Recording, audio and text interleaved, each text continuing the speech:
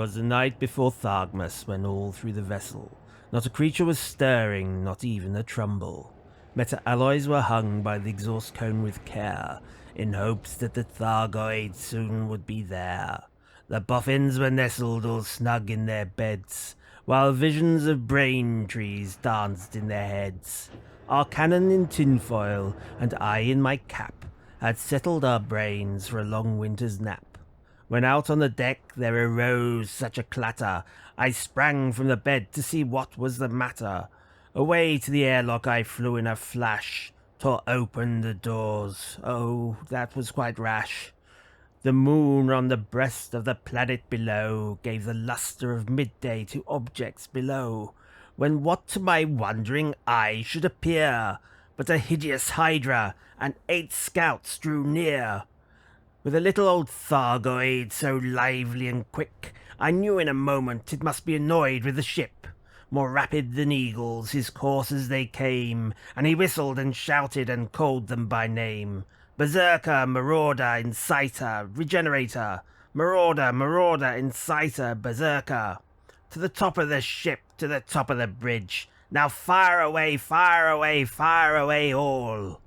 As dry leaves that before the wild hurricane fly, when they meet with an obstacle mount to the sky, so up to the ship the scouts they flew, shooting red lasers and firing green goo.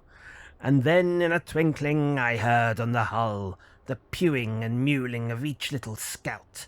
As I drew in my head and was turning around, down the exhaust cone the hydra came with a bound. It was coloured in green from its eyes to its petals. Its skin was all tarnished with scars on its petals. A bundle of tharglets emerged from its back, and it looked like they must have come out of his crack.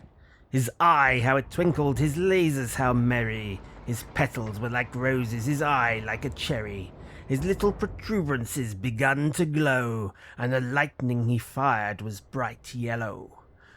An escape pod he held tight in his beam, and the green light encircled his head like a wreath. He had a translucent carapace filled with indistinct things that he shook when he bellowed.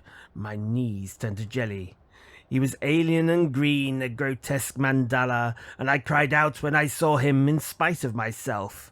A wink of his eye and a twist of his head soon gave me to know I had plenty to dread.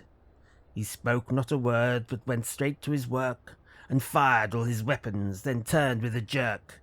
Braying and shaking he spun up his petals, and giving a nod to the stars up he rose. He opened a wormhole, to his team gave a whistle, and away they all flew like the down of a thistle.